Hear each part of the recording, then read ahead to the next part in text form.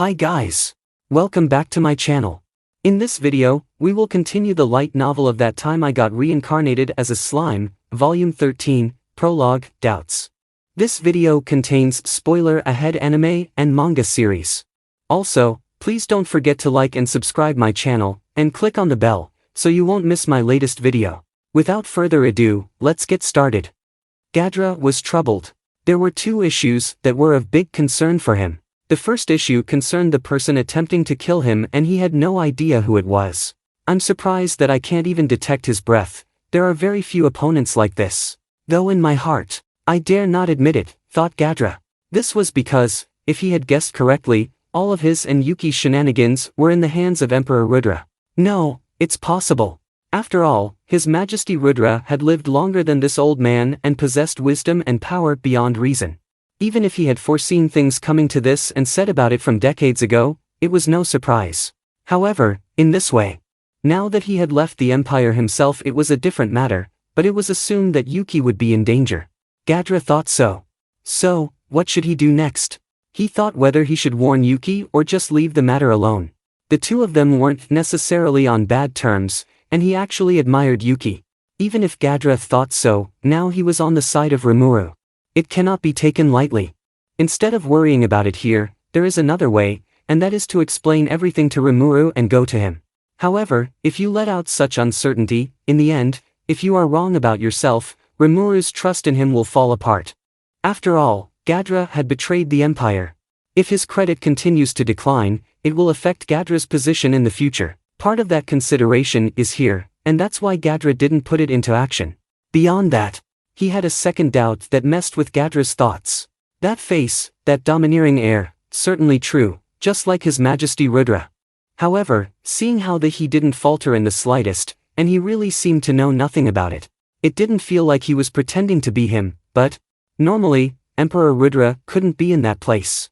Whichever way one looks at it, no other correct answer can be found. This is the conclusion that Gadra draws. In that case, that person was really someone else who looked a lot like Rudra. If that man is His Majesty Rudra, no, that's a stupid thing to say. What's more important now is that the person who assassinated me is definitely that guy, right? If that's the case, Yuki is in danger. If I didn't give a little warning, I would probably have a bad conscience. Then I'll report to Lord Rimuru as well. As a result, Gadra decided to put friendship at the forefront. Other people's opinions of him may be slipping, but it doesn't hurt. In this country, anyway, strength is everything. For Gadra, the weak are the strongest. He came to a conclusion and put it into practice immediately. It's the old man. Yuki, a word of advice to you. Actually, nor does it matter if the other side is now convenient, Gadra unilaterally informs the point. Hey, this is so sudden. No way. You put yourself in my shoes, too. Lord Rimuru may be suspicious of this matter, so I don't have time to discuss it with you here. This old man will work in his own way, so you two must be careful not to be taken advantage of in secret. Speaking of which, Gadra ended his magic communication with Yuki. Then goes forward and reports to Rimuru. Reporting, liaising, and negotiating are indeed done. Gadra deserves to be an expert in training ministries, and this part is done very literally. So the old man is safe and sound. And the reckoning is so good that he seems to have run off to join Mr. Rimuru's side. Yuki looked out the window and smiled bitterly. It had been raining today, and it was foggy outside the windows. However, Yuki's eyes still accurately caught the suspicious figure that used the rain to hide its tracks. That move looked well trained and must have been monitoring Yuki's movements. Despite discovering it, Yuki only had a smile on his face in which Raku was in. Seeing Yuki like this, the other figure in the room, Kigali, responded. Are you talking about Gadra? That's for sure. Even I, a former demon lord, looked at him and thought that the old man was too cunning to take lightly. So it's better for us to help each other with him. Yuki echoed Kigali's statement. Yeah. It is thanks to that old grandfather that we have this status. And he also seems to have brought us quite favorable intelligence this time. If it was Gadra, he would have brought favorable intelligence from the Jura Tempest Federation. Yuki so calculated. There is a fake hero, named Kranoa. It is not yet known whether the man is alive or dead. Since Rimuru was safe and sound, the other party must have been knocked down. If Rimuru absorbed this tyrannical force, word would have surely spread somewhere.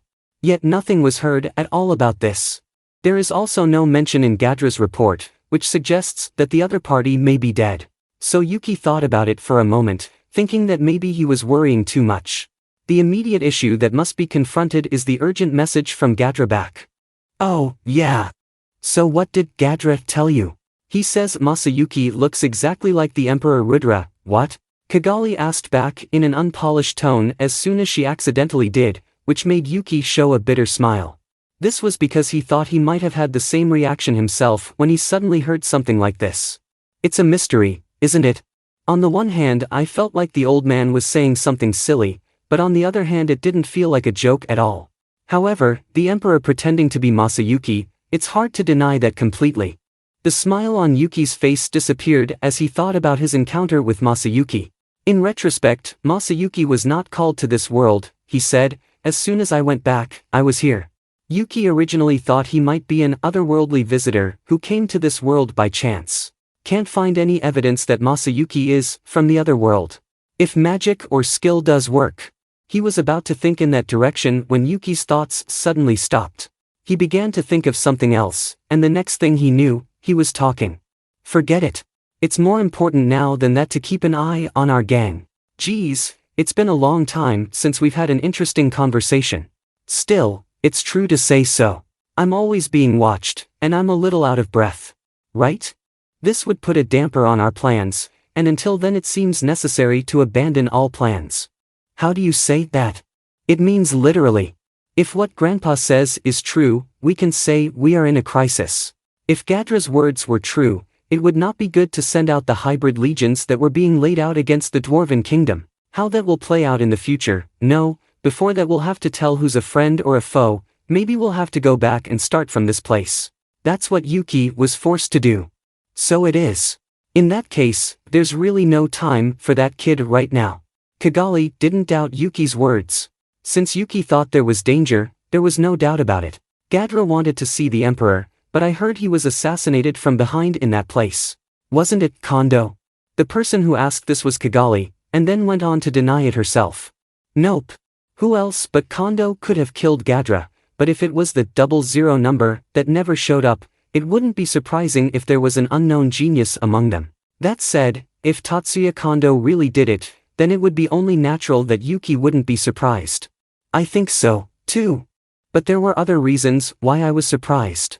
It was Gadra who said that he probably guessed who the prisoner was. The room fell silent at once. Kigali exhaled and stared into Yuki's eyes, questioning him. Does it mean that the other person is someone we also know well? Kigali gestured with her eyes to stop Yuki from talking about him. Still with a bitter smile, Yuki nodded lightly. It's unbelievable, but it is what it is. Of course, it's also possible that Grandpa thought wrong.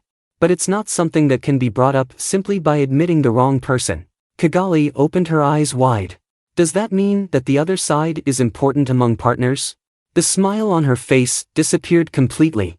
Exactly. Yuki nodded. In contrast to Kigali, Yuki's smile deepened as she replied. The name of the traitor is. That's all for today. Hope you enjoy the video. For the next upload, we will continue with Chapter 1, Shake and Consciousness, Part 1. See you in my next video.